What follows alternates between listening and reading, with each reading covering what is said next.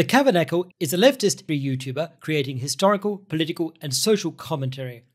In another video, I started a series critiquing his interpretation of cyberpunk, and in particular the 1982 movie Blade Runner, but in this video I want to talk about his historical commentary. In my experience with watching many of Cav's videos over several years, he doesn't often cite his sources, typically doesn't list them in his video description, and often doesn't verify the sources he does use. I find this disappointing when he comments on history, given he said in a tweet on the 10th of August 2022 he, quote, did a history degree, end quote, and also claimed, quote, the way history is taught is not good, end quote, asserting it is, quote, extremely Western European-centric, which helps facilitate this Western chauvinist version of history, end quote. This sounds like a problem with the way he was taught history, not a broader problem. My experience of learning history was very different, and I'll have more to say about that at the end. But in this video, I want to identify weaknesses in his method of historical analysis. In Cav's case, what I find most unfortunate is that he makes good faith statements which he genuinely thinks represent accurate history in genuine attempts to correct Eurocentric accounts of history, when in fact he is simply typically repeating long-standing pop history myths which academic historians discredited decades ago. I'll demonstrate this with a critique of some of his statements on history over the years, in either his videos or his tweets. Now you might object to me critiquing his tweets, saying, no one expects a short tweet to be entirely historically accurate, but the tweets I'm quoting were made specifically in a thread of 6 tweets in which he aimed to correct what he believed are pop history myths, when in fact he was simply repeating pop history myths, and his claims are contradicted by the current scholarly consensus. If someone is going to make 6 tweets trying to correct other people's knowledge of history, they should spend some time ensuring their own corrections are accurate. Cav didn't need to cite scholarly literature in his tweets, but he should have ensured he was being accurate, given he was aiming to correct other people. Muslim preservation of Greek philosophy. Firstly, there's Cav's tweet on the 10th of August 2022, which reads, quote, the only reason we still know about much of ancient Greek philosophy is because Muslims preserved it and let European monks translate them, mainly in Iberia, end quote. That's a pop history myth.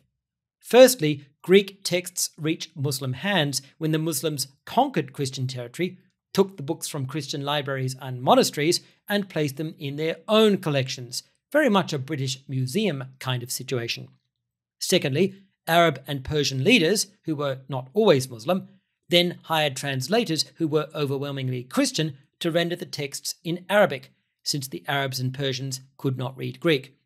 Thirdly, many Greek and Latin texts were still preserved in both Rome and Constantinople, which is why Western scholars visited both locations to restore texts which were previously lost to them. Historian of philosophy Christina d'Ancona says, quote, at the end of the 5th century and during the 6th, within a Christian environment, both in Alexandria and in Athens, the Neoplatonic schools continued to comment upon Aristotle and Plato, end quote.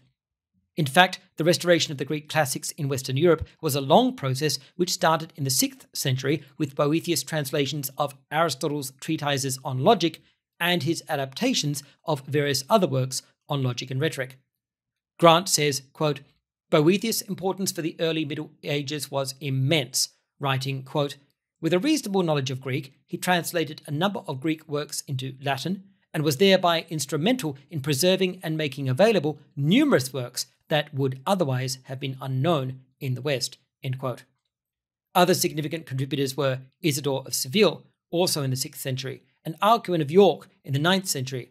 Additional important translation efforts in Western Europe took place in the 9th, 12th, and 13th centuries. The Stanford Encyclopedia of Philosophy article on medieval philosophy explains that even though there was a scarcity of primary Greek philosophical texts in the West, knowledge of Greek philosophy had also been preserved in Christian philosophical commentaries on Plato and Aristotle, written by theologians such as Tertullian, Victorinus, Ambrose, Themistius, Ammonius, Simplicius of Cilicia, Boethius, and John Philoponus.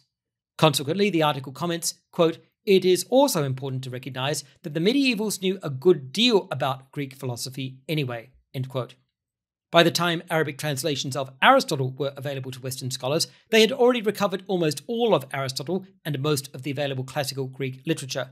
Only a minority of the classical literature found its way to the West through a translation from Arabic.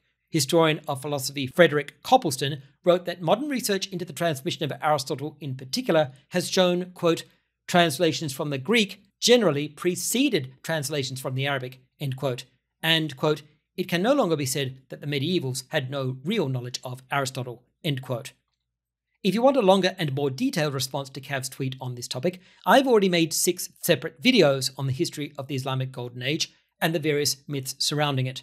See the link in the video description for a page on my website, which not only links to each of the videos, but also my entire list of references for the entire series.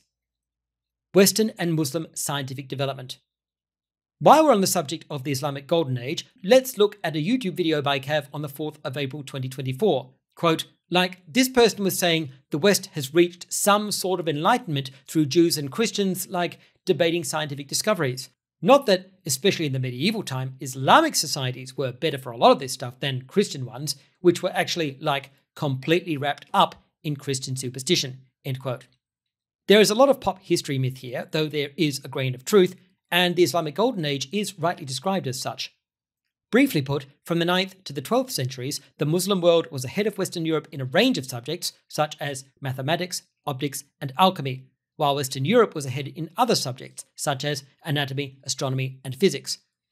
But the Islamic Golden Age died out in the 13th century, 2 centuries before the end of the medieval period, and by that time, Western Europe had advanced beyond the Muslim world in all of these fields. During the Islamic Golden Age, the Muslim world did enjoy several intellectual advantages over Europe, such as in mathematics, in particular with the invention of complex algebra in the 9th century by the Persian mathematician Al-Khwarizmi, and they were ahead in alchemy, which Arab and Persian scholars developed to a new degree, drawing knowledge from earlier Greek and Byzantine works which had only a primitive understanding of what we would call chemistry. In some cases, Western scholars such as Adelard of Bath in the 12th century even travelled to Muslim lands, seeking out Arabic texts on a range of academic subjects, specifically with the intention of translating them into Latin so European scholars could learn from them. As for Christian societies in medieval Europe being, quote, completely wrapped up in Christian superstition, end quote, that's completely untrue as well, demonstrated not only by Europe's scientific progress during the era, but also by the movement towards a theory that the universe acted according to natural laws, which, though it was believed they were instituted by God at the beginning of creation, were the cause of natural phenomena in the world, instead of phenomena being repeatedly attributed to supernatural causes.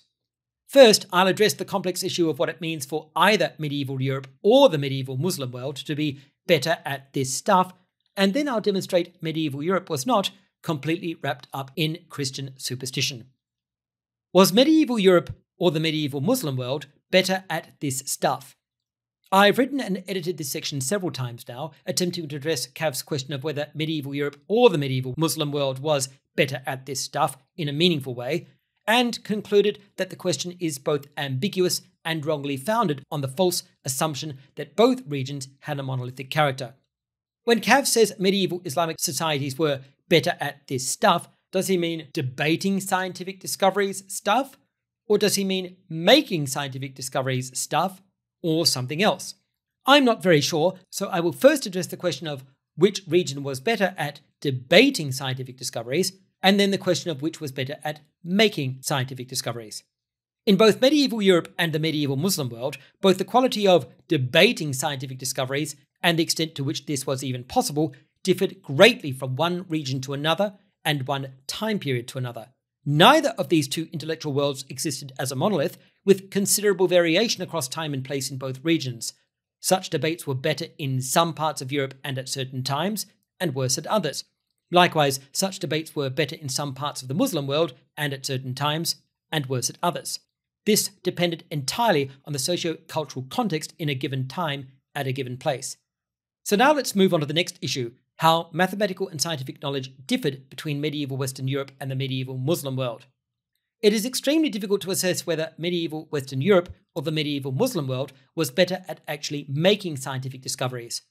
Significant scientific progress was made in both regions during the medieval period, and these discoveries depended on factors which were constantly changing in both places, especially access to previous Greek knowledge, the ability to exchange scholarly knowledge between Europe and the Muslim world, and the support of local socio-economic and religious elites who sponsored and promoted intellectual endeavours. It can certainly be said that in both regions, the greatest advances took place when all three of these factors coincided. From the 9th to the 12th centuries, the Muslim world was ahead of Western Europe in mathematics, optics, and alchemy, while Western Europe was ahead in anatomy, astronomy, and physics. However, by the 14th century, Western Europe had advanced beyond the Muslim world in all of these fields. In the 12th century, European scholars were well aware of how far ahead the Muslims were in mathematics. Charles Burnett of the Warburg Institute says, quote, Stephen the philosopher lamented the poor knowledge of geometry among the Latins, and John of Salisbury reckoned that the only place where the study flourished was in Islamic Spain. End quote. Likewise, sociologist Toby Huff writes, quote, just how far advanced the Arabs were in the field of mathematics has recently been stressed by Rushdie Rashid, end quote, adding, quote, Arab mathematicians in the 11th and 12th centuries achieved mathematical innovations that were not accomplished by the Europeans until the 15th and 16th centuries, end quote. But in the 13th century, the situation changed dramatically. The so-called Oxford calculators, a group of mathematicians at Oxford University, produced a range of significant mathematical advances.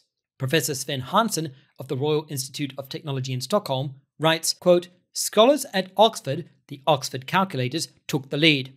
They developed precise notions of velocity, acceleration, and other important concepts in mechanics, and showed how these concepts could be used in mathematical accounts of natural phenomena, end quote. Alchemy was brought to Western Europe through Arabic texts.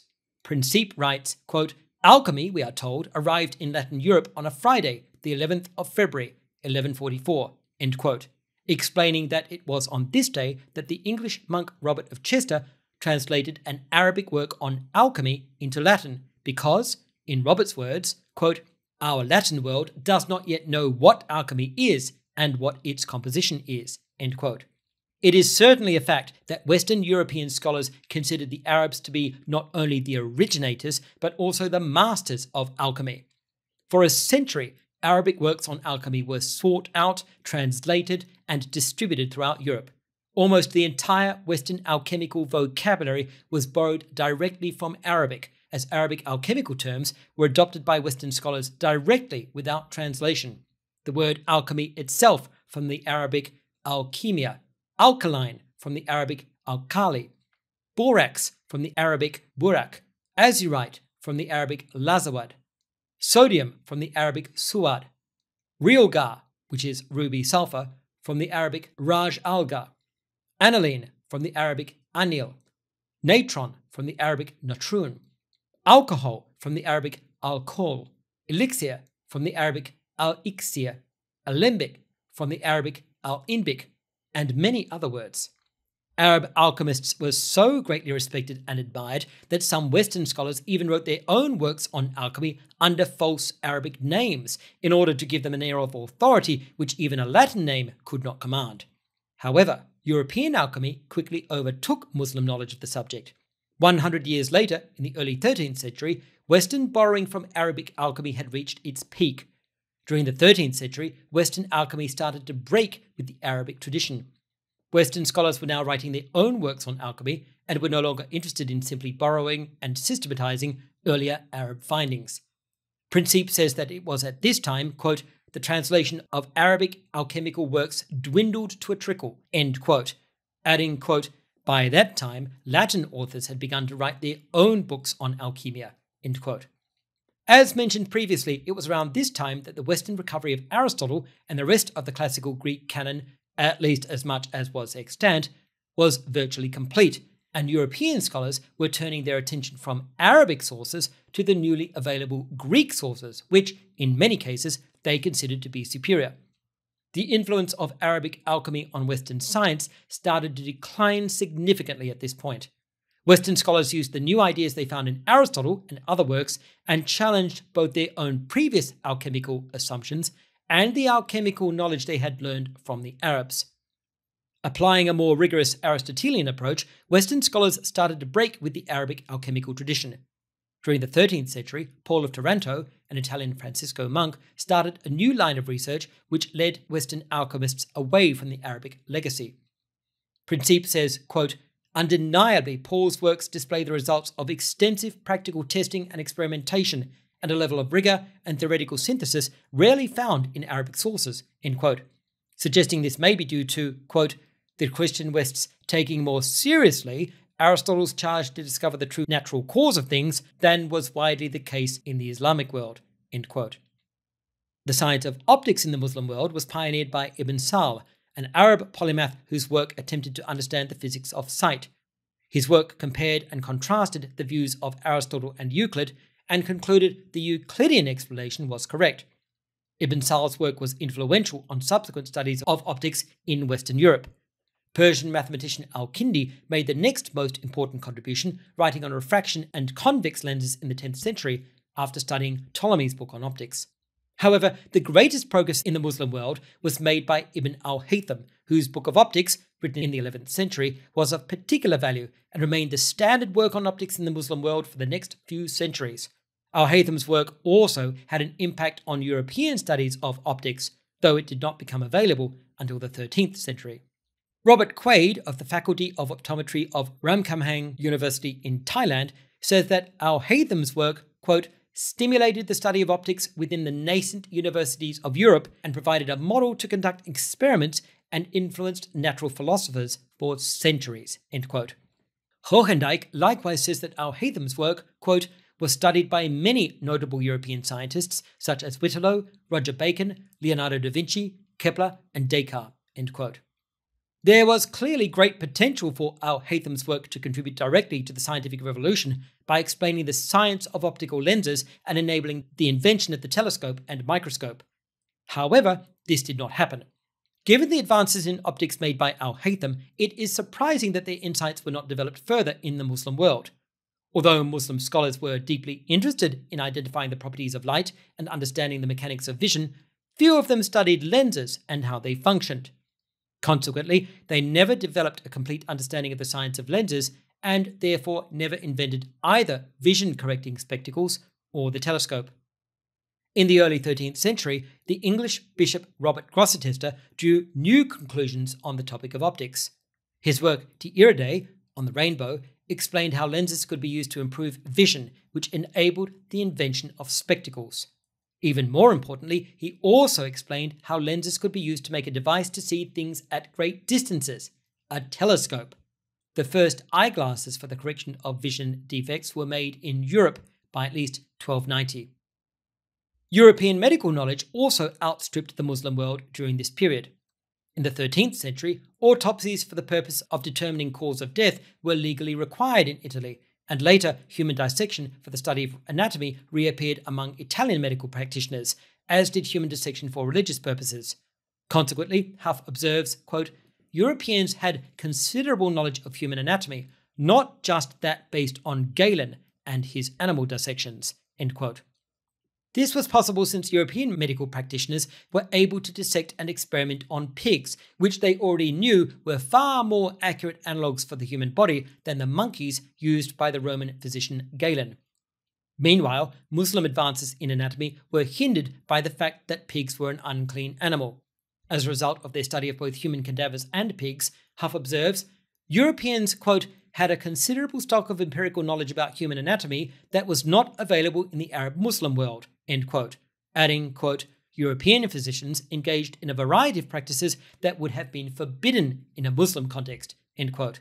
The difference this made to the development of medical knowledge in Europe can be seen very clearly in these two images. On the left-hand side, a representation of human anatomy by the Muslim physician Avicenna. You can see it's extremely simplistic and very basic. On the right-hand side, a representation of human anatomy by the Belgian anatomist Andreas Vesalius in the 16th century. You can see the incredible level of detail. Vesalius' anatomical sketches also analyze the body at various levels, the level of the skin, muscle, nerves, and bone. Despite it being so simplistic, Avicenna's 10th century anatomical diagrams were still being used in the Muslim world in the 16th century, while Europeans at the same time were benefiting from the much more detailed and accurate work of Vesalius. Europe also remained ahead in astronomy overall, continuing to refine and ultimately challenge the Greek geocentric model of the solar system. Ultimately, it was Copernicus who arrived at a heliocentric view of the solar system in the 15th century, while most Muslim astronomers continued to believe the sun orbited the Earth for centuries after. It is true that Copernicus read Arab and Persian scholars, but his heliocentric conclusions did not depend on them. Out of the 5 astronomers cited by Copernicus, al-Battani was not a Muslim and appears to have been a Sabaean, a pre-Muslim traditional Arab religion. Tabit ibn Qurra was definitely a Sabaean, and al-Batruji's religious affiliation has never been determined precisely, but he was not a Muslim. Regardless, although Copernicus cites them, he does not borrow from their work. In particular, although al-Batruji disagreed with Ptolemy, his alternative astronomical model was less accurate than even Ptolemy's, and was criticized for this by the later Jewish astronomer Levi ben Gersonides. Important discoveries in physics were also made in medieval Europe by scholars such as John Philoponus and Bonaventura, and although these were admired and studied in the Muslim world, in Europe they resulted in the scientific breakthroughs of Kepler, Galileo, and Newton. Now I'll demonstrate that medieval Europe was not, quote, completely wrapped up in Christian superstition.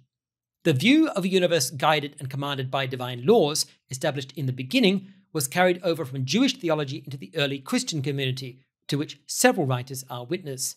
One of the earliest Christian commentators to make this argument explicitly was Athenagoras in the 2nd century.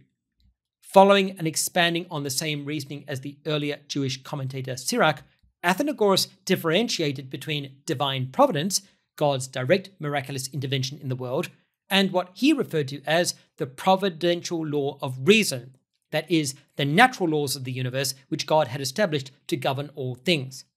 This was a critical distinction. 2 centuries after Athenagoras, Basil of Caesarea made the same argument for a universe given a divine command at creation, which it follows unerringly ever after, writing, quote, "Thus nature, receiving the impulse of this first command, follows without interruption the course of ages until the consummation of all things." End quote. Basil's work became highly influential in Christian discussions of the topic. The same theme was followed in the next centuries, as found in the book The Preparation for the Gospel by historian and Bishop Eusebius of Caesarea. Kaiser writes, quote, "This massive work contains the first instance of the idea of laws of universal nature in Christian literature." End quote. This concept of natural law was developed further by Christian writers such as Augustine, who Kaiser describes as stating explicitly that, quote, "Mathematical instructions, causal reasons, are embedded in nature in such a way that their effects occur naturally in their proper time according to a predetermined sequence." End quote. The most significant result of this approach was a systematized understanding of the universe which laid the foundation for the Western scientific tradition. This understanding was revolutionary and led directly to scientific breakthroughs of later centuries which earlier cultures, even the Greeks, had never even come close to. It provided a reliable and coherent framework within which the natural laws of the universe could be discovered, even if they were initially hidden. Most importantly, it provided clear evidence that even apparently blind, random, and unguided events were in fact following faithfully the laws established by God at the creation.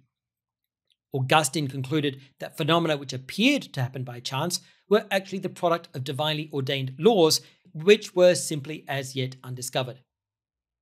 Application of this principle during the medieval era was both a major contribution to the development of science and a powerful correction of superstition. Like other pagan religions, the religion of Rome was obsessed with fortune-telling. Numerous signs, portents, and auguries were perceived in the stars and planets, in sacrifices to the gods, the weather, and the behavior of animals. This superstitious attitude also produced credulous reports of supernatural events, which even some of Rome's most intellectual, objective, and rational historians felt obligated to record. For example, the Roman historian Livy, 1st century BCE, despite his generally conservative and factual approach to his work, and despite his personal belief as a Stoic that the gods were distantly removed from human life, still made a point of recording the supernatural events and signs reported each year without questioning whether or not they had actually happened. For example, he describes in one year a range of apparently supernatural events which include a comet, a speaking cow, a rain of stones, a rain of blood, the spontaneous growth of a palm tree, and a crying statue. Even with the most generous assessment of probability, only two of these events, the comet and the rain of blood, could be considered remotely historical. So-called blood rain is red-coloured rain typically caused by iron oxide in atmospheric dust trapped in raindrops. Livy's record of the typical Roman response to such reports illustrates the extent of their superstition. In contrast, the Christian community of the first 3 centuries was disinterested in such events, except when its members were already influenced heavily by pagan writers or by their own pagan background. In the medieval era, from the 5th century, Christian leaders throughout the disintegrated Roman Empire experienced great difficulty overcoming the pagan beliefs of their new converts, beliefs which in many cases were more suppressed than abandoned.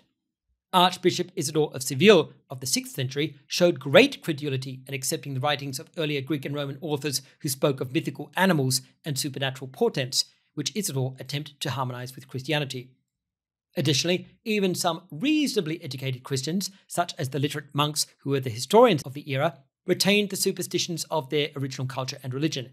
Consequently, they had a tendency to interpret a wide range of natural phenomena as indicative of supernatural events or signs from God. In particular, certain events were attributed to supernatural evil, such as evil spirits, demons, and witches. However, Christian theology, in particular the understanding of a universe ordered by God according to divinely established natural laws, exercised a powerful restraint on these interpretations. Consequently, the late medieval Christian chroniclers were far less likely than their earlier Greek and Roman counterparts to even record such events. Although Livy had recorded 8 portents in a single year, the Christian chronicler of the reign of Henry V, 14th century, recorded just 2 events in 3.5 years. In the 15th century, another Christian chronicler recorded a falling star observed on a battlefield, noting, quote, "Concerning its significance, men said many things," end quote. However, considering such knowledge to belong only to God, the chronicler himself deliberately refrained from commenting, saying it would be blasphemy to attempt an interpretation of what the event might signify. The understanding of the universe governed by natural laws established by God also exercised a powerful restraint on belief in supernatural evil, particularly in the form of witchcraft and magic. In the 9th century, Archbishop Agobard of Lyon made a powerful effort to eliminate belief in storm makers, people who supposedly had the ability to conjure thunderstorms and hail. Agobard believed such beliefs as both ignorant and contrary to scripture, writing some of the people who repeated such beliefs knew how wild they sounded and spoke, quote, ashamedly, with their consciences biting a little, end quote, while others spoke, quote, confidently, in a manner customary to the ignorant, end quote. Agobard argued that only God had the ability to command the elements he had created, and that he would never delegate such authority to wicked people for evil purposes. Significantly, Agobard quoted the earlier Jewish commentator Sirach, using Sirach's argument that God had established natural laws at the creation as part of his own argument that disruption of these laws by mere human agency was impossible. For Agobard, the fact that God had established such laws meant it was impossible for them to be changed by anyone other than God himself. With the repeated reinforcement of this understanding of divinely ordained natural laws, superstitious explanations became discredited. Medieval historian Zrinka Stalhuliak writes, quote, by mid-12th century, wonders were thought to be a symptom of ignorance of causes and superstition, end quote. During the 12th century, a number of writers used the principle of natural law to debunk claims for supernatural events and encourage a rational view of the world. The Christian philosopher Adelard of Bath wrote that superstitious amazement at observable phenomena was the result of considering an event while being ignorant of its true cause. When his nephew attributed the growth of plants from the earth to the direct involvement of God, Adelard corrected him and explained it was the result of a divinely ordained natural process. Adelard then taught his nephew that since the universe had been ordered according to divinely established laws at the creation, phenomena observed in nature should be understood to have natural causes. Consequently, observers should always assume a natural cause as the primary cause, instead of attributing everything to God. Archbishop Eustathius of Thessalonica gave an explanation of blood rain, a portent reported frequently in the medieval era, which, though scientifically inaccurate, still treated the event as a natural phenomenon. His belief that it was blood which had evaporated from battlefields and returned to the earth as rain, a view found in early scholarly commentary on Homer's Iliad, demonstrated a knowledge of the precipitation cycle and a preference for explaining apparently supernatural phenomena with natural causes. The Christian philosopher-poet Bernard of Tours, also known as Bernard Sylvestris, strongly encouraged the investigation of nature, believing that although its laws were hidden, it was possible for them to be sought out and discovered. Archbishop Gerald of Wales made the same application of the principle of natural law, correcting those who claimed that the leaping of the salmon was a supernatural event and debunking claims that groaning sounds coming from a lake in winter were miraculous. Instead, Gerald informed them the sounds were caused by the sudden release of trapped air below the ice. For Gerald, the fact that God had established natural laws for the operation of the universe meant that those laws should be understood as the most likely cause for observable phenomena. This led him to consider natural causes for phenomena first and to reject supernatural explanations based on superstition and ignorance. Christian philosopher William of Conches likewise considered it unnecessary and even impious to attribute all observable phenomena directly to God as the primary cause. Rather, they should be attributed to the natural laws established by God at creation. William experienced some opposition to his views. There were priests who saw no value in investigation of the natural world and who believed nothing should be considered or investigated if it was not taught directly in Scripture. William dismissed this, arguing that Scripture was the wrong tool for investigating natural phenomena. Taking the same approach held by Christians all the way back to Augustine 800 years earlier, an approach which would later be used by Galileo, William argued that the Bible was silent on scientific matters because they were not relevant to the Bible's main focus, which was the gospel, writing, quote, "The authors of truth are silent on matters of natural philosophy, not because these matters are against the faith, but because they have little to do with the strengthening of such faith, which is what those authors are concerned with." End quote. William also took great exception to the priests who opposed investigation of the natural world and objected strongly to their view that people should just hold a simple faith, believing whatever they were told, writing, quote, "But modern priests do not want us to inquire into anything that isn't in the Scriptures, only to believe simply like peasants." End quote. History of English Bible translations. Now let's look at a claim Cav made in his 4th of April 2024 video, "Richard Dawkins and anti-woke atheists are now becoming Christians." Before we get to the historical claim I want to deal with, I'd like to observe the title is misleading. Those atheists aren't becoming Christians, and Cav was wrong to say in the video that Dawkins has only declared himself a cultural Christian recently to capitalize on the current culture wars. In fact, Dawkins has been calling himself a cultural Christian since at least 2007, a good 17 years ago. But leaving that aside, let's look at Cav's claim. He states, quote, "You weren't even allowed to write the Bible in English, by the way, for a long, long time. A guy called John Wycliffe was the first guy to try and do this so the masses could actually read the Bible, because back in medieval England, only the elite and the church and people who could read Latin and Greek, they were the only ones allowed to," end quote. This is completely false. In the British Isles, translations of various books of the Bible into the language of the common people, initially as paraphrase and poetry, had been written for nearly 700 years before Wycliffe was even born. The earliest of these were in Old English, also known as Anglo-Saxon, and later translations were in Middle English from the 12th century onwards.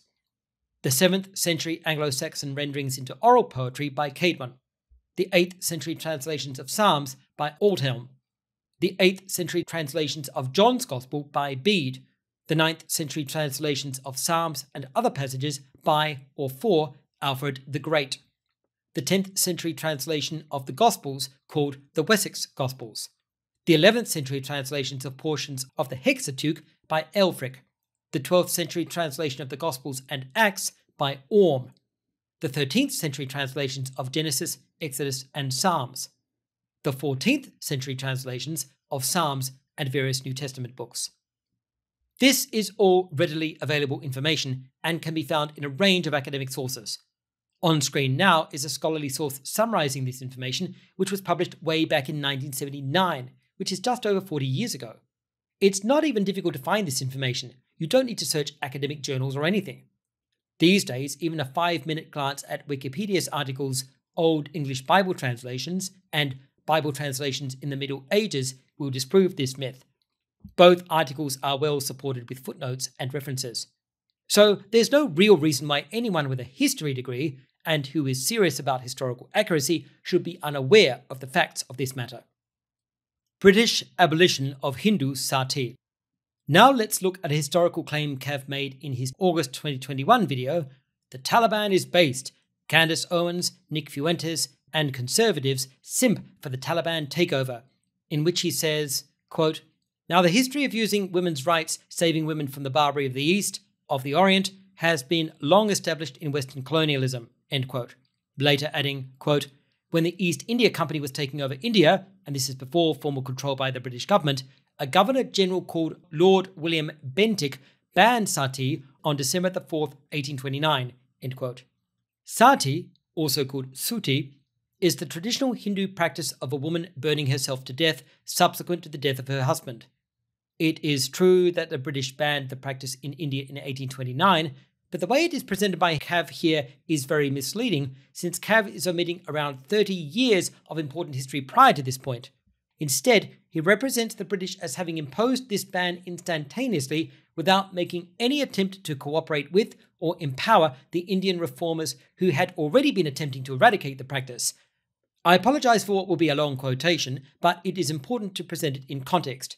In Cav's words, quote, "Of course, it had a similar impact to the Afghanistan stuff, because there were lots of people in India at the time who wanted to ban it, even going as far back as hundreds of years before. And rather than empowering the reformers, the British just went in and banned it themselves. And of course, that created the backlash of a foreign power from thousands of miles away coming to a country and enacting its laws on the people and not helping something organically grow, which, if it grows organically, then it will take root further," end quote.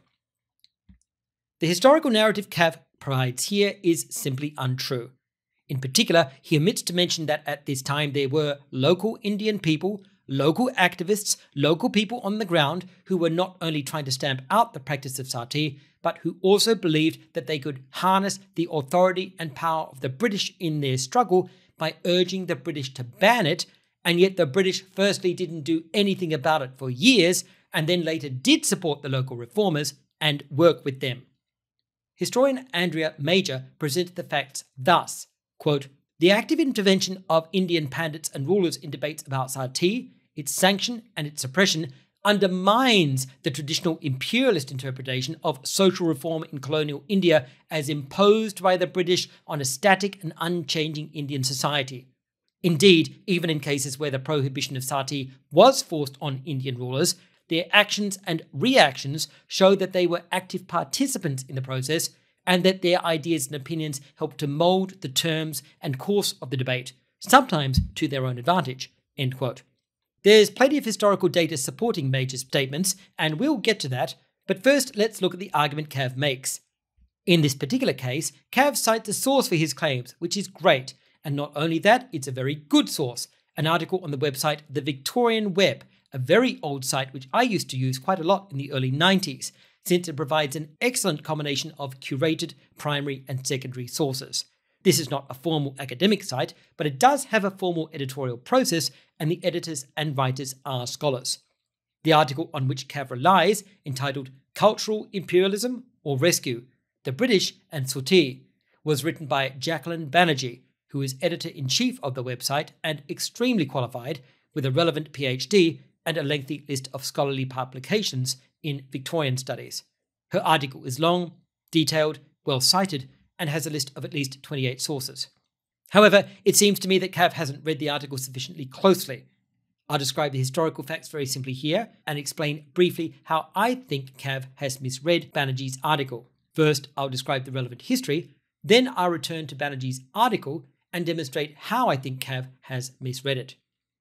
When the British first entered India, they weren't concerned with issues like sati.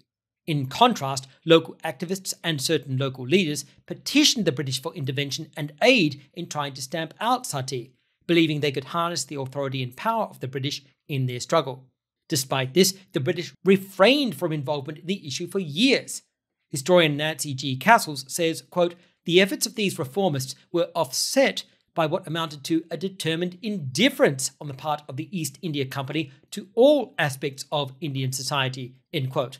Adding, quote, at the turn of the century, the practice of sati was well protected by the company's policy of non-interference with native religious uses and institutions established in 1772, end quote. Indian journalist Rakhi Bose notes, quote, the British first put a conditional ban on sati way back in 1798 in Calcutta, end quote, adding that later the British tried to regulate sati with additional moderate legislation, differentiating between sati committed with consent and sati committed without consent. These attempts at regulation continued for years. Major, cited previously, explains, quote, between 1813 and 1829, the British attempted to regulate the performance of sati, end quote. Remember, Cav told us, quote, and rather than empowering the reformers, the British just went in and banned it themselves, end quote, adding, quote, and of course, that created the backlash of a foreign power from thousands of miles away coming to a country and enacting its own laws on the people and not helping something organically grow, end quote. But the facts are the complete opposite. The British didn't simply respond to sati with a blanket ban in the name of defending women from native savagery. For years, they ignored sati as none of their business. Major writes, quote, both political agents and the higher echelons of the East India Company hierarchy in Bombay and Bengal were quick to retreat from any suggestion of overt interference if it seemed likely to involve them in costly campaigns to enforce the law or to conflict with the wider imperatives of local stability, end quote. Then, after being pressured by local Indian reformers who wanted them to ban it, the British tried to regulate sati for at least 10 years without banning it outright, but that didn't work either. Then they finally banned it only after some British officials had cooperated with local Indian reformers who had made considerable efforts to convince them a ban was necessary, and even then the British did so only with caution. Contrary to the narrative provided by Cav, Rakhi Bose observes that historians have seen the British as slow and reluctant to ban sati, in part due to their desire to placate the powerful Indian elites who the British regarded as important allies. Bose writes, quote, in fact, this attitude of the British to accommodate the practice by legislating it on the basis of individual will is often seen by historians as a way to pander to the political Hindu elite in the country, whose support was important to the Crown's stability in its Indian territories, end quote. So I really don't know where Cav has picked up the idea that the British walked into India and decided to ban sati almost immediately and without notice, justifying it on the basis of a false appeal to the salvation of women from supposedly barbarous native superstition. Now let's return to Banerjee, Cav's source, and we'll see that Banerjee's own article says exactly what I've already said and contradicts Cav's narrative of an insensitive and reflexive British ban on sati. In fact, after defining the term sati in the first 3 paragraphs of her article, Banerjee starts her discussion of the issue of the ban with the outright declaration, quote, sati could not just be abolished overnight, end quote. She spends a significant portion of her article defending this statement, explaining how deeply entrenched the practice was in tradition and how socially and culturally important it was. Contrary to Cav, Banerjee is very clear about the fact that the British did not simply outlaw the practice, and that the British government was heedless to calls for a ban by both local Indian reformers agitating for reform and overseas foreigners who viewed the practice as either an expression of savage barbarism or a violation of women's rights, or both. Banerjee writes, quote, despite the outrage of foreign observers, early responses to the problem by the British were feeble, and the practice continued under their watch, end quote. Like Bose cited previously, Banerjee cites historians who view the British as extremely reluctant to ban sati, despite being urged to do so, writing, quote, Indian and English historians alike agree there was real anxiety that heavy-handed measures would offend Indian sensibilities, end quote, and adding, quote, and particularly a fear of Hindus and Muslims perceiving British rule as a threat to their religions, end quote. So again, contrary to Cav's narrative, Banerjee states that the British were very slow to act on the issue of sati, and they were particularly sensitive to the possibility of offending local religious sensibilities, especially those of the Indian elites. What surprises me is that I know Cav read this section of Banerjee's article because he actually quotes it in his video, So I don't understand how he reached the conclusion that the British, in his words, walked into India as a white saviour and, quote, just went in and banned it themselves, end quote. Banerjee's article says the complete opposite. When Banerjee finally mentions the British ban on sati of 1829, she makes it clear that this took a very long time and was undertaken with considerable care.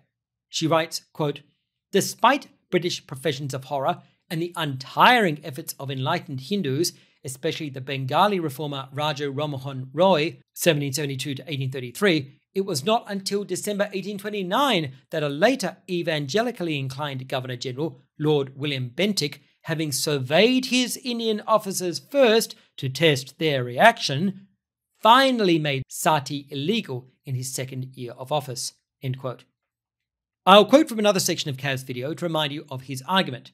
Quote, it's always better to empower local people to do this reform themselves, who understand the culture, who understand the history. Don't just go in there as a white saviour and obviously take over the country by military force, end quote. As we've seen, empowering the local people to do this reform themselves is just what the British did. There were already sati abolitionists before the British arrived, and the British absolutely did not just go in there as a white saviour. In fact, Raja Rammohun Roy, the Indian social reformer who is given the greatest credit for the abolition of sati, was frequently attacked by Hindu supporters of the practice precisely because he sought the assistance of the British and was therefore seen as a traitor to his country and religion.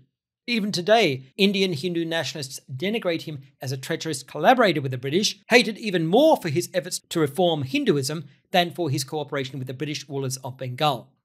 An article by Hindu nationalist Nitin Sawant entitled Raja Rammohun Roy, Indian Reformer or British Stooge, condemns Roy precisely because he attempted to reform Hinduism and cooperated with the British in order to do so. Sawant complains that 3 British missionaries, quote, collaborated with Roy in his bid to reform the Hindu society of sati, infanticide, and women's emancipation, end quote. Reforms which Sawant clearly regards as abhorrent. To provide context for Sawant's attitude towards Roy, here's Sawant's explanation of why sati became so common in India in the first place. I warn you it contains a reference to sexual violence, so I'll pause briefly in case you want to skip forward a few seconds. There's a timestamp for this in the video description. Sawant claims, quote, the sati practice became prominent only after the Islamic hordes descended on India. With their barbaric traditions of raping even dead women, widows were left with no choice but to self-immolate, end quote. Note the characterization of Muslims as Islamic hordes, and the justification of sati as a rational and moral response to the barbaric traditions of Muslims, leaving Hindu widows with, quote, no choice but to self-immolate, end quote. This kind of language provides a very clear motivation for Sawant's attempts to attack Roy as a British collaborator. Sawant also attempts to accuse Roy of hypocrisy, claiming, quote, interestingly, while Roy was paving the way for the British to open up conversion activities in India and Anglicisation of Indian culture under the garb of sati reforms, the British were still burning women back home under the 1735 Witchcraft Act, which continued to be used until the 1940s to prosecute individuals such as spiritualists and gypsies, till it was eventually repealed in 1951. End quote. This is a demonstrable ignorance of history, since the last woman to be burned legally as a witch in England was Janet Horne, who was executed in 1727, nearly 50 years before Roy was born. Horne was the last person, man or woman, to be legally executed in any way for witchcraft. So no, the British were not still burning witches back home during Roy's reforms. By the time Roy was born, the British hadn't executed anyone for witchcraft for nearly half a century and would never do so again. Sawant also shows his historical ignorance by claiming the British were, quote, burning women back home under the 1735 Witchcraft Act, end quote. This was impossible, since the 1735 Witchcraft Act replaced the old laws under which people had previously been executed due to accusations of witchcraft, and the 1735 Witchcraft Act actually specifically punished people who accused others of being witches, and made it illegal to claim supernatural powers of any kind, including witchcraft, or to assert that anyone had such powers.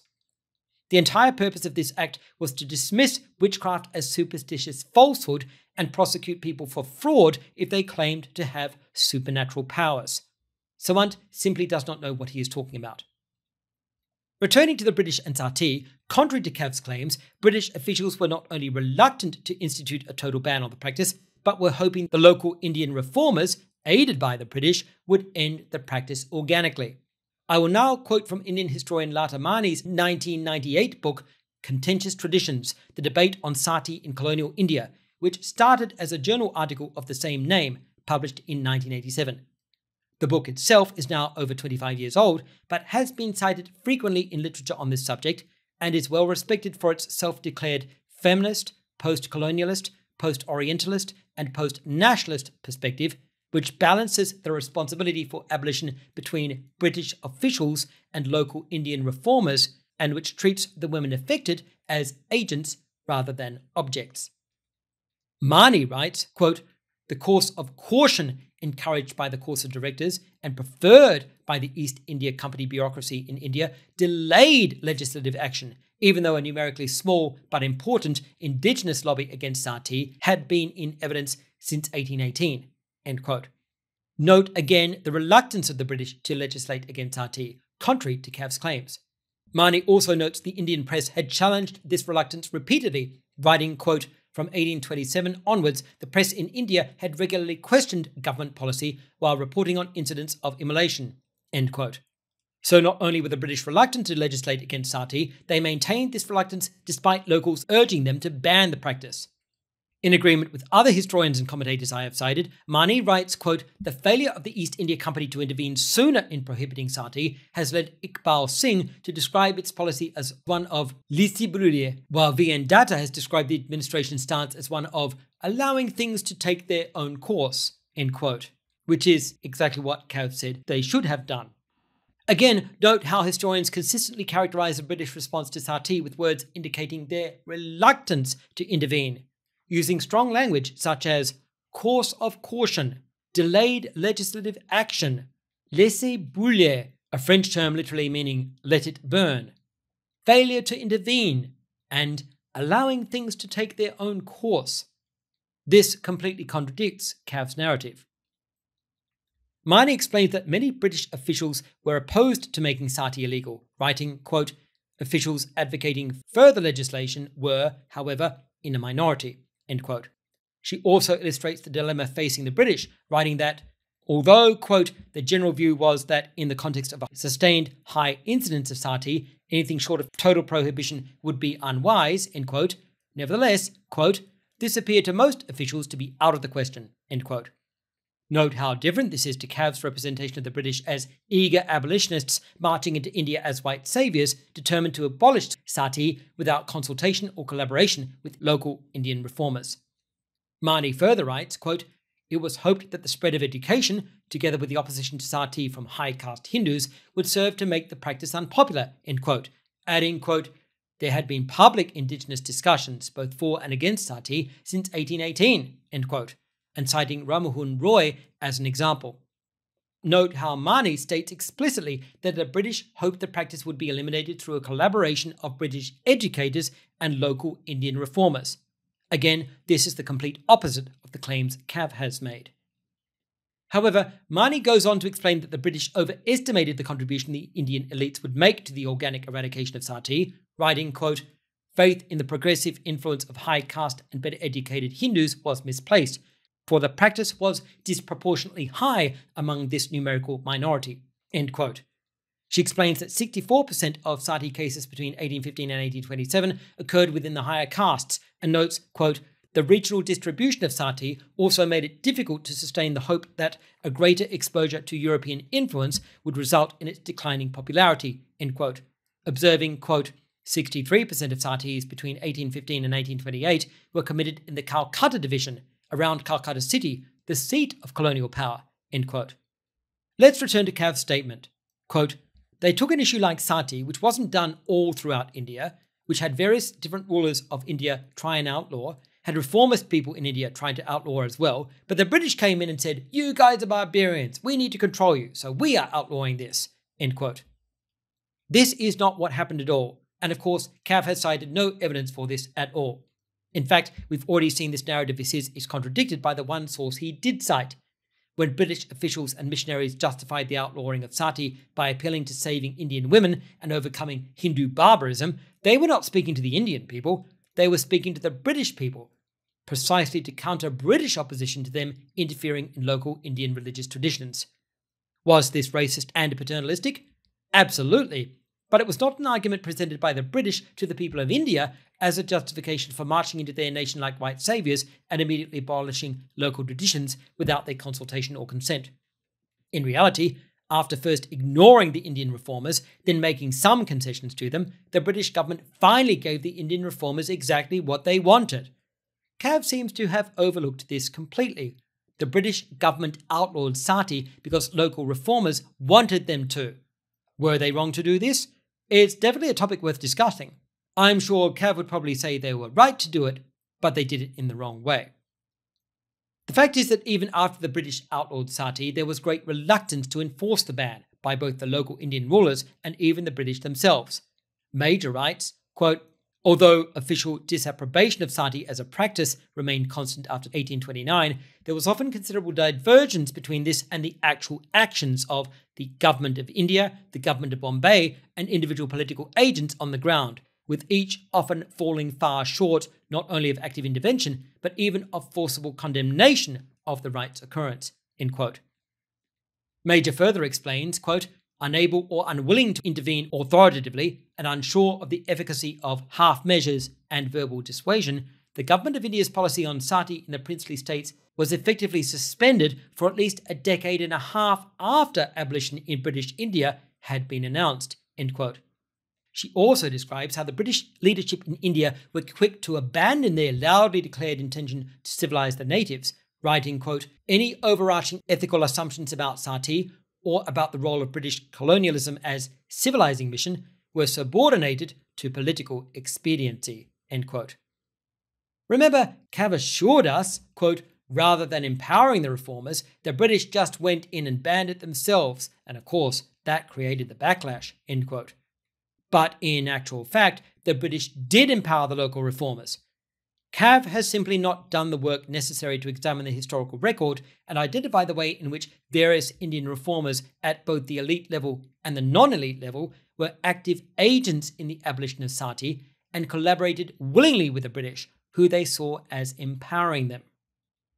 Major writes that in some cases, quote, rulers reacted to British importuning by expressing their own desire to see the practice suppressed, end quote, citing the example of Raja Ratan Singh, who Major says, quote, commented that he had for a long time wished to abolish the right, but that some of his people would not agree to it, end quote.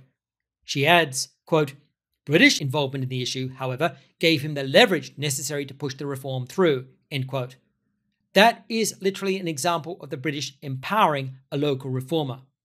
Indirectly, you might say, but empowering nonetheless. Major also cites the state of Jaipur as, quote, perhaps the most important example of an Indian state actively collaborating with the British in the suppression of sati, end quote, adding, quote, the decision by the Jaipur authorities to abolish sati seems to have been based on humanitarian and ideological considerations rather than on the expediency of pleasing the British authorities, end quote. Again, it's clear that even the British ban on sati did not result in a simplistic top-down enforcement of Western sensibilities on a reluctant but helpless population, but a complex combination of responses ranging from dogmatic resistance to enthusiastic cooperation. Major writes, quote, following the pattern set in British India, several Jaipur pundits found that the right lacked scriptural sanction and threw their weight behind the campaign, end quote, again demonstrating how local reformers took advantage of the British ruling to pursue their own aim of stamping out sati.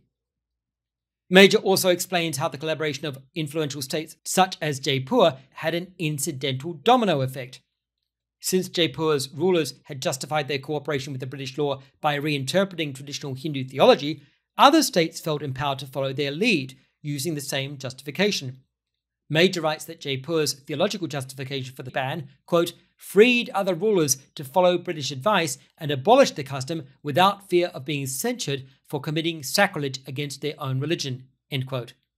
This is not only an example of how the British law indirectly empowered local reformers, but also of how reformers exercised their agency.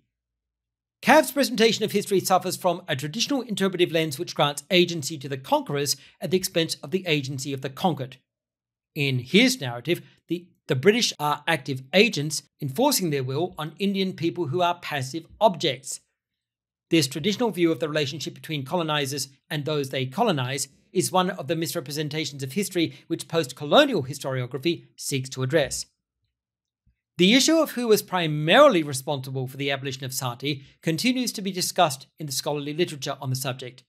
With few exceptions, the abolition is generally seen as a significant achievement and a milestone in social reform and women's rights in India, so the credit for it is contested. Academics taking a sympathetic view of the British Empire tend to credit the British, while those wishing to emphasize the agency of the local people tend to credit Indian reformers. It's ironic, therefore, that Cav credits the British. Banerjee's article, cited by Cav, shows awareness of this tension in its conclusion, with Banerjee writing, quote, "The various images of sati that came out in the 19th century are still proving difficult to process.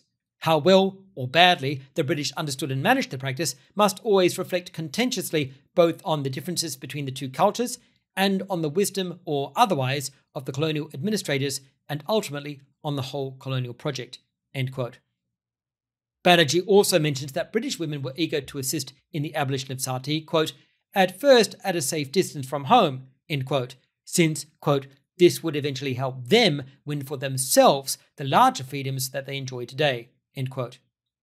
The involvement of British feminists in the abolition of sati adds another level of complexity to the issue.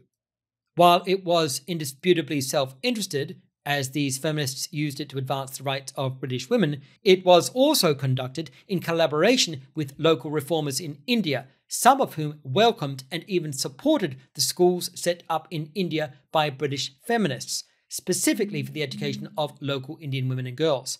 Historian Claire Mitchley writes, quote, "There were prominent local Hindu reformers who were supportive of girls' education, despite their suspicion of missionaries' religious agenda," end quote, explaining that these Hindu reformers gave private support despite not speaking out publicly in favor of the project. So in my view, the question for Cav is, given the history of the British ban of sati is the opposite of what you described, do you believe the British were right to wait so long before banning it? Do you believe they were right to attempt repeated compromises between local social and religious elites who wanted to keep sati and local reformers who urged its abolition? Do you believe they were right to collaborate with local reformers who wanted it banned while attempting to appease the socio-economic and religious elites who wanted it continued? While I was listening to Cav's commentary on sati, it struck me as highly similar to the debate over North American slavery. Imagine being the US government, petitioned by black slavery abolitionists to eradicate slavery in the southern states, and telling them, it's always better to empower local people to do this reform themselves, who understand the culture, who understand the history, and saying, we can't just go in there as a white savior and obviously take over the country by military force. Imagine being the US government and telling black slaves, we can't just ban it, that will create a backlash. We can't just enact our laws on the people. We need to help reform grow organically. You need to wait. Think of how the slave owners will feel if we just unilaterally abolish slavery and enforce it with the army. Imagine the same conversation happening during the civil rights movement, telling black people they can't have civil rights yet, and the government can't just abolish segregation, saying, you need to understand the culture and the history. We can't just ban it. That will create a backlash. We can't just enact our laws on the people. And saying, think how the white people will feel if the government forces them to mix with black people.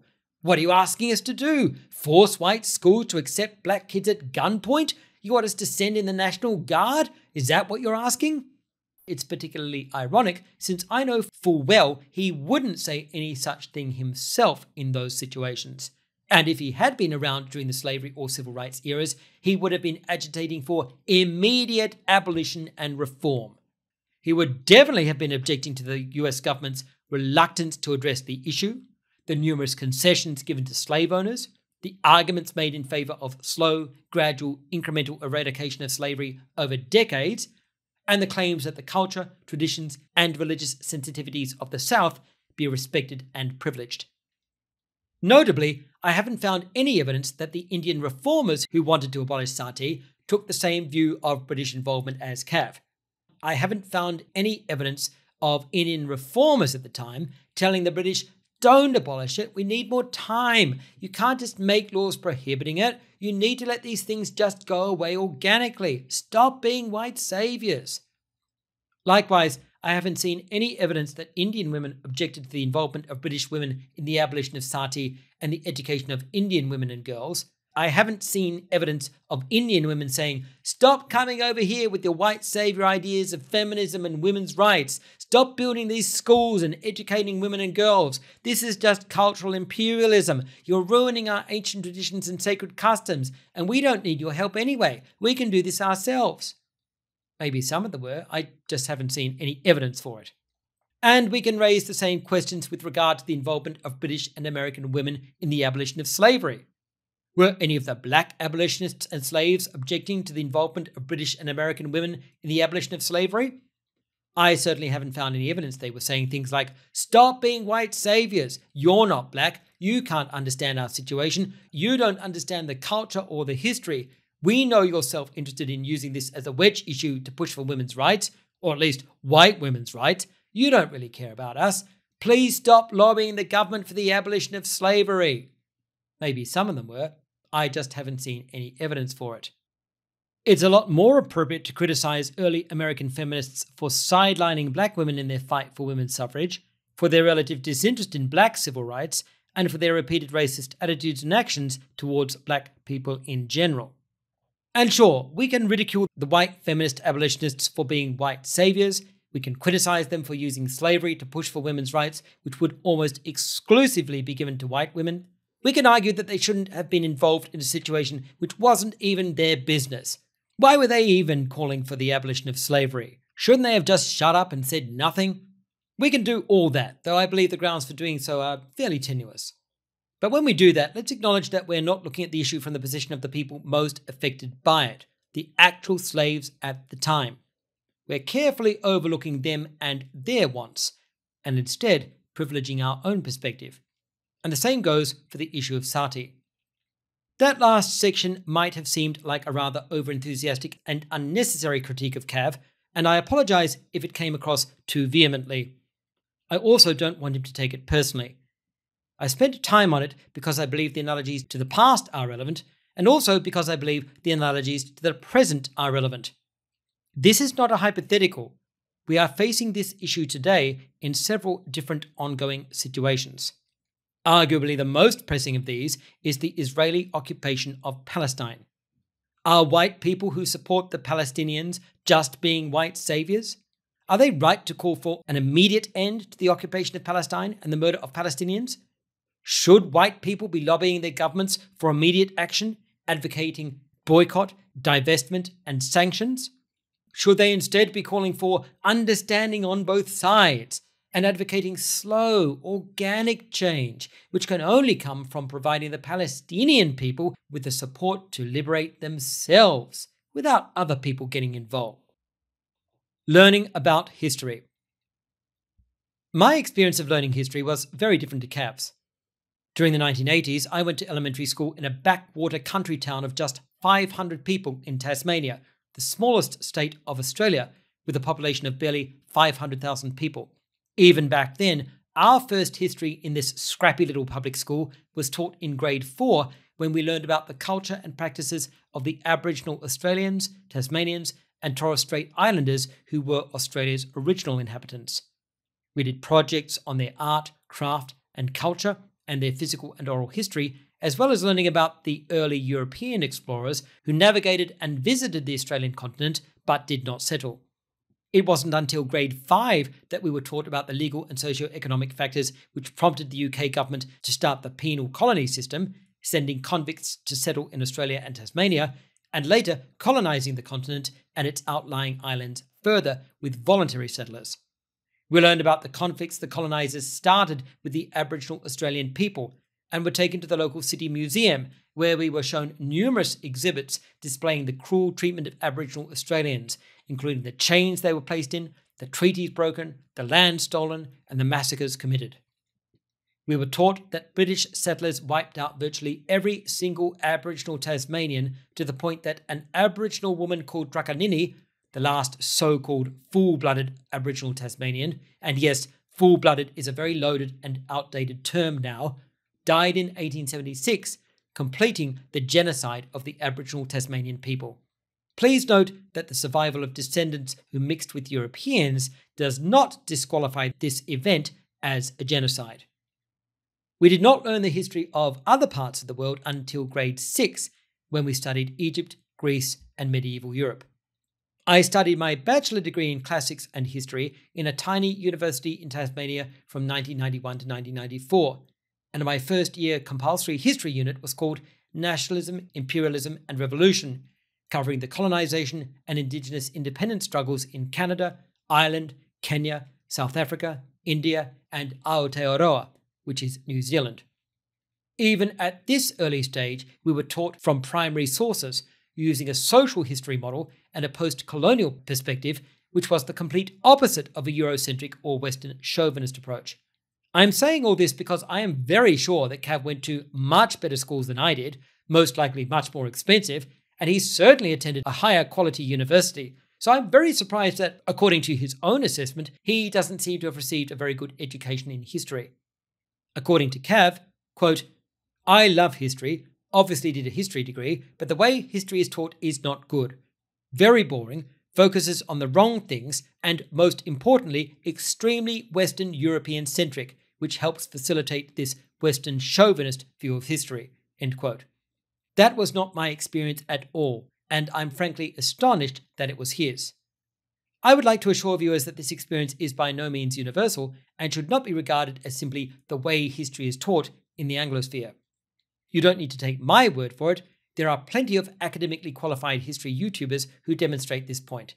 I've linked a few in the video description. If you're interested in learning history well, please follow my series interviewing good history YouTubers who explain their research process and the academic methods used to ensure that history is done well. See the link in the video description.